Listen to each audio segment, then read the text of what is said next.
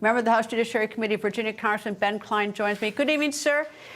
Tell me, and I don't know if the Attorney General will be watching, but to give him at least a heads up, what are you going to ask him tomorrow? Well, we're going to ask him about this two-tiered system of justice that seems to be emanating from this department.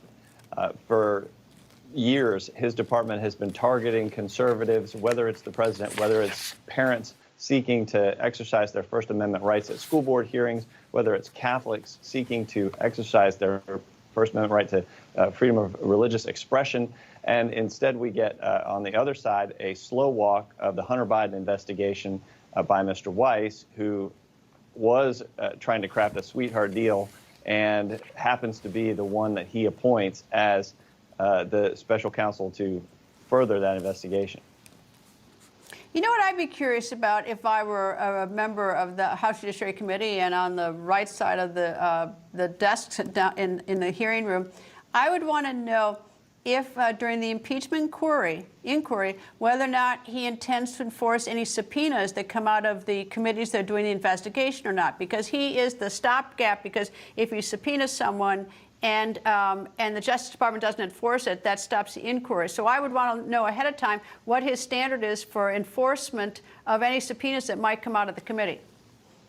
Well, unfortunately, what we've seen is a lack of enforcement when subpoenas come out from the committee. I'm chairman of the subcommittee on enforcing compliance with oversight.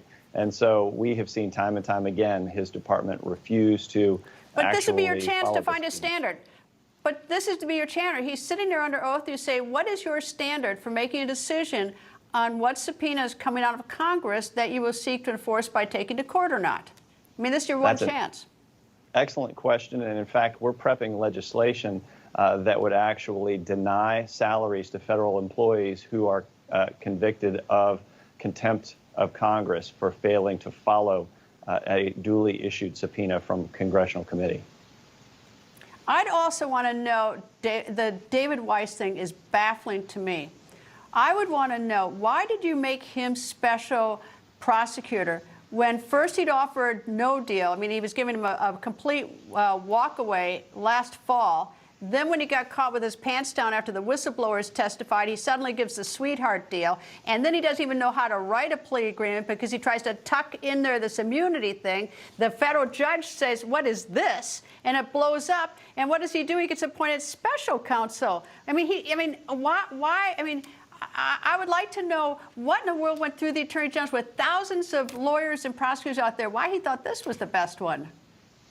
We definitely want to know what the motivation was for A.G. Garland selecting Weiss as the special counsel there, because we saw the attempt at a sweetheart deal. We saw only through the whistleblower's testimony and the judge's attention did this not take place and Hunter Biden not be given blanket immunity from future prosecution for any other crimes related to those that were in the sweetheart deal. So we've got a lot of questions for him. All across the Judiciary Committee, we have great attorneys on the Republican side who are readying their questions. Do you think we're going to hear a lot of speeches by the Republican members asking questions, or are we going to actually hear questions like we have in the courtroom? Or is there going to be a lot of, we're going to hear what the members of Congress think? I think you're going to hear A.G. Garland issue a lot of statements about ongoing investigations, but I don't think that's going to deter these lawyers on the Judiciary Committee who are going to repeat their questions and continue to press. They're not afraid to press the Attorney General to get answers. I've done it on the Appropriations Committee. I've done it on the Judiciary Committee. These lawyers are ready. All right. Well, I hope that you press for answers and not just give speeches, because there is a little bit of a difference, and we do see a little bit of that in Congress on these hearings. Congressman Ben Cline, thank you, sir. Thanks, Greta.